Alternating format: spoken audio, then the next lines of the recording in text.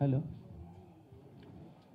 First thing అండి, ఇది last time మేము మార్చ్ అంటే లాస్ట్ 2016 నుంచి 15 నుంచి చాలా మీటింగ్స్ అయినాయి regarding percentage system in our single screens. ఎందుకంటే సింగిల్ స్క్రీన్స్ అనేటివి బంద్ అయిపోతున్నాయి. ఎగ్జాంపుల్ సికింద్రాబాద్ మంజు థియేటర్ బంద్ అయిపోయింది.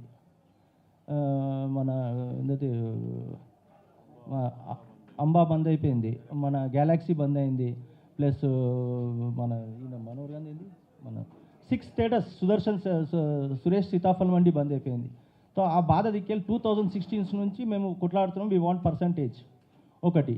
ఇంకోటి ఏమైంది, మేము మొన్న తెలుగు ఫిలిం ఛాంబర్కి మేము సబ్జెక్ట్ ఇచ్చినాం. ఏమని, మాకు పర్సంటేజ్ చెయ్యండి. బంద్ అనేది మేము ఎప్పుడు అనలేదు. అది ఈస్ట్ గోదావరికి వెళ్ళి మాకు వచ్చింది. ఈస్ట్ గోదావరిలో మాకు కూడా మీకు సపోర్ట్ చేయండి అది అంటే సరే అని కూర్చొని తెలుగు ఫిలిం ఛాంబర్లో మేము అందరం కలిసి మాట్లాడినాం.